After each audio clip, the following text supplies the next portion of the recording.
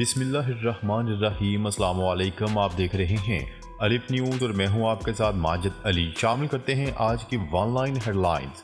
پاکستان کے سابق وزیر اعظم عمران خان اور ان کی اہلیہ کو توشہ خانہ کیس میں 14 سال جیل کی سزا۔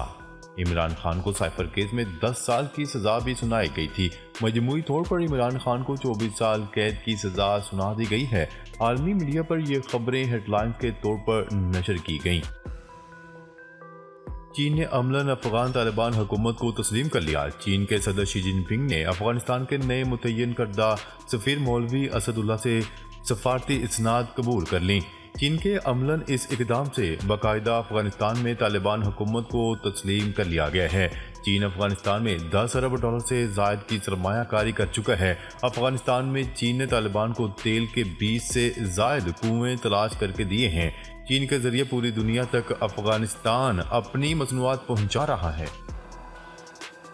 ایران امریکہ کی کشیدگی۔ امریکی صدر جو بائیڈن کا کہنا ہے کہ اردن میں اپنے 3 فوجیوں کی ہلاکت کا بدلہ لینے کے وقت اور طریقہ کار سے متعلق فیصلہ کر لیا گیا ہے۔ عالمی خبرساں ادارے کی رپورٹ کے مطابق امریکی صدر جو بائیڈن نے صحافیوں سے گفتگو میں کہا ہے کہ اردن میں حزب اللہ کے ڈرون حملے میں اپنے 3 فوجیوں کی ہلاکت اور 40 سے زائد کے زخمی ہونے کا بدلہ لینے کا فیصلہ کر لیا ہے۔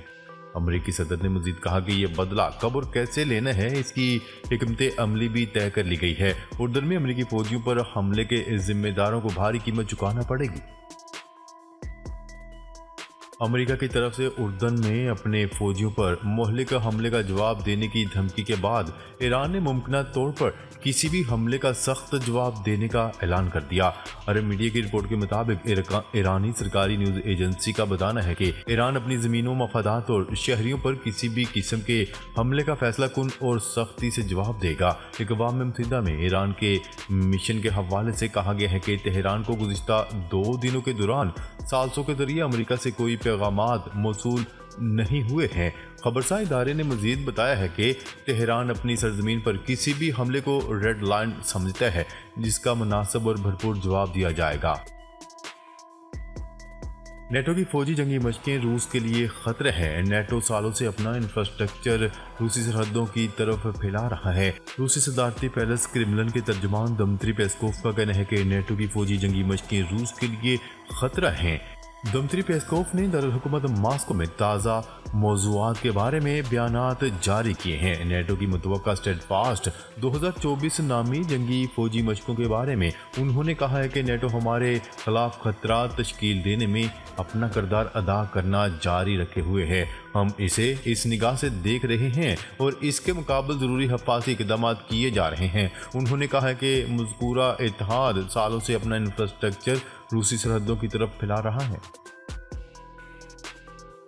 بحیرہ احمر میں جہاز شکن کروز میزائلوں کو تباہ کرنے کا امریکی دعویٰ۔ الجزیرہ کی رپورٹ کے مطابق علاقے میں امریکی فوجی کمان سینٹ کام نے دعویٰ کیا ہے کہ یہ میزائل یمن کی عوامی تحریک انصار اللہ کی جانب سے بحیرہ احمر کی طرف فائر کیا گیا تھا، جسے فضا میں ہی تباہ کر دیا گیا۔ ابھی تک یمنی ذرائع نے امریکی سینٹ کام کے اس دعوے کی تصدیق نہیں کی۔ یمن کی تحریک انصار اللہ نے تاکید کی ہے کہ فلسطینیوں پر صہیونی جارحیت کے جواب میں غاصب صہیونی حکومت کے ٹھکانوں اور صہیونی حکومت کے بحری جہازوں اور اس طرح مقبوضہ فلسطین کی بندرگاہ کی طرف جانے والے بحری جہازوں پر یمن کی مسلح افواج کے حملے جاری رہیں گے۔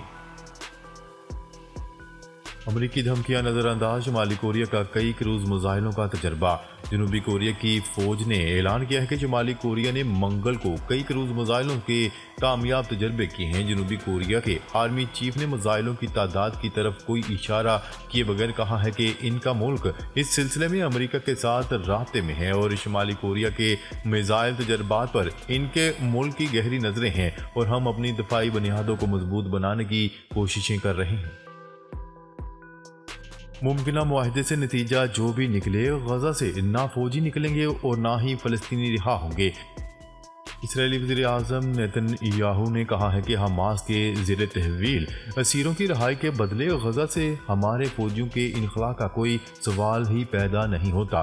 نیتن یاہو نے مقبوضہ مغربی کنارے میں ایک غیر قانونی یہودی بستی میں موجود بنائی گئی ڈیوڈ عسکری اکیڈمی سے خطاب میں اسرائیل اور حماس کے درمیان ممکنہ اسیروں کے تبادلے سے متعلق غور کیا۔ نیتن یاہو نے کہا کہ اپنے ہدف کی رسائی تک غزہ میں جنگ جاری رہے گی۔ اسیروں سے متعلق ممکنہ تبادلہ ہونے کی صورت میں غزہ سے اسرائیلی فوجیوں کا انخلاء نہیں ہوگا اور نہ ہی اسرائیلی جیلوں میں بند ہزاروں فلسطینی رہا کیے جائیں گے۔ سابق امریکی صدر ڈونلڈ ٹرمپ چوتھی بار امن کے نوبل انعام کے لیے نامزد۔ سابق امریکی صدر ڈونلڈ ٹرمپ کو امن کے نوبل انعام کے لیے چوتھی بار نامزد کر لیا گیا۔ غیر ملکی میڈیا کی رپورٹ کے مطابق امریکی عوام نمائندہ گان کی رکن کلاڈیا ٹینی نے ڈونلڈ ٹرمپ کو امن کے نوبل انعام کے لیے نامزد کرتے ہوئے کہا ہے کہ وہ ابراہیم اکارڈ پر دستخطوں میں اہم کردار ادا کرنے پر امن کے نوبل انعام کے حقدار ہیں۔ اس معاہدے کا مقصد متحدہ عرب امارات اور بحرین کے ساتھ اسرائیل کے تعلقات کو معمول پر لانا ہے۔ روس کے سرحدی علاقے میں گر کر تباہ ہونے والے روسی فوجی ٹرانسپورٹ طیارے کے بلیک باکس میں ابتدائی معلومات سامنے آ گئیں۔ گزشتہ روز طیارے میں سوار تمام 74 افراد حادثے میں ہلاک ہو گئے تھے اور روس نے یوکرین پر طیارہ گرانے کا الزام عائد کیا تھا۔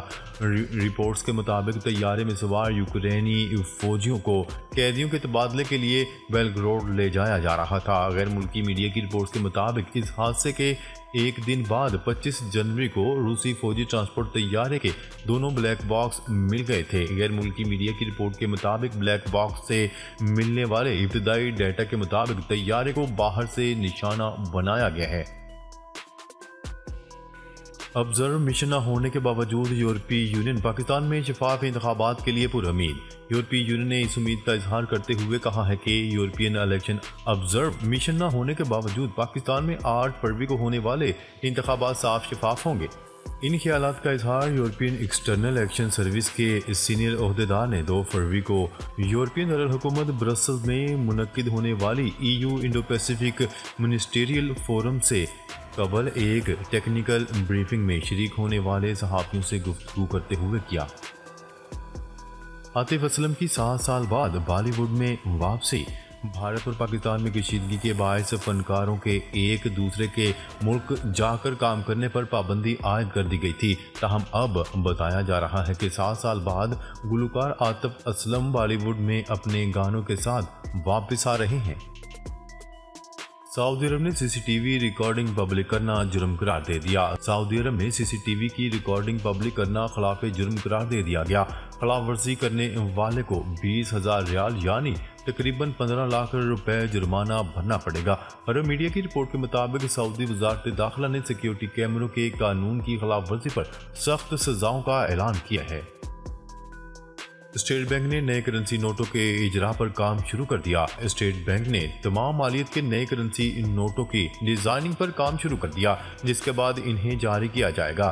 دنیا بھر میں مرکزی بینکوں کی یہ روایت ہے کہ وہ ہر 15 سے 20 سال کے بعد کرنسی نوٹوں کی نئی سیریز متعارف کرواتے ہیں، جس کا مقصد ان نوٹوں کی مالیت کو محفوظ بنانا اور ان کے ڈیزائن اور سیکیورٹی خصوصیات کو تازہ ترین تکنیکی پیش رفت کے مطابق بنانا ہوتا ہے۔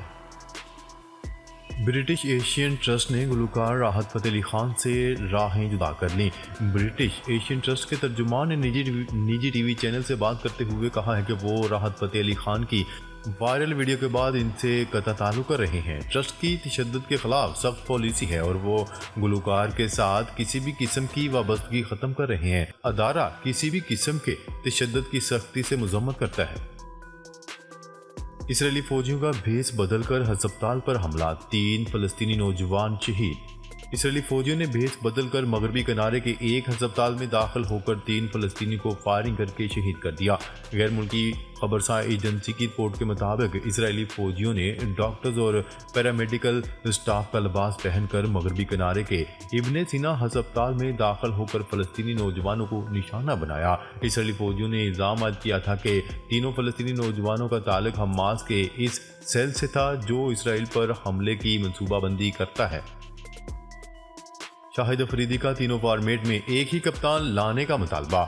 قومی کرکٹ ٹیم کے سابق کپتان شاہد افریدی نے پاکستان کرکٹ بورڈ سے کرکٹ کے تینوں فارمیٹ میں ایک ہی کپتان بنانے کا مطالبہ کر دیا۔ قومی کرکٹ ٹیم کے سابق کپتان شاہد افریدی نے میڈیا سے گفتگو میں کہا کہ پی سی بی کو کرکٹ کے تینوں فارمیٹ میں ایک ہی کپتان بنانے کا اعلان کر کے اسے 2 سے 3 سال کا وقت دینا چاہیے تاکہ کپتانی کی لڑائی ختم ہو جائے۔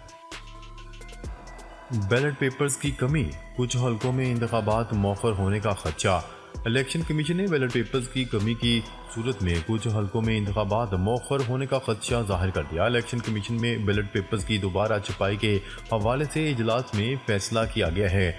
جن حلقوں میں بیلٹ پیپرز کی دوبارہ چھپائی کرنا پڑ رہی ہے وہاں پر چھپائی دیگر حلقوں کے بیلٹ پیپرز کی چھپائی کے مکمل ہونے کے بعد کی جائے گی۔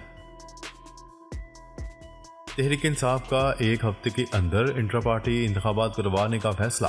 تحریک انصاف کی جنرل باڈی کے اجلاس میں انٹرا پارٹی الیکشن کی قرارداد منظور کر لی گئی۔ قرارداد پاس ہونے کے بعد 7 دن کے اندر انتخابات کروائے جائیں گے۔ انتخابات فیڈرل الیکشن کمیشن کی ہدایت کے مطابق اسلام آباد، کراچی، لاہور سمیت ڈیجیٹلی بھی کروائے جا سکتے ہیں۔ اجلاس میں رؤف حسن کو متفقہ طور پر تحریک انصاف کا چیف الیکشن کمشنر مقرر کر دیا گیا۔ بارشوں کا سلسلہ 4 فروری تک جاری رہنے کی پیشگوئی۔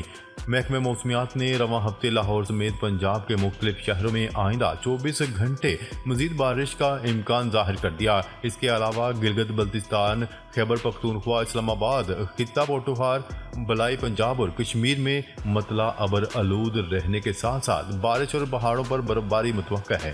ناظرین، اب تک کے لیے اتنا ہی۔ مزید خبریں لے کر بہت جلد آپ کی خدمت میں حاضر ہوں گے۔ تب تک کے لیے اپنا خیال رکھیے گا۔ اللہ نگہبان۔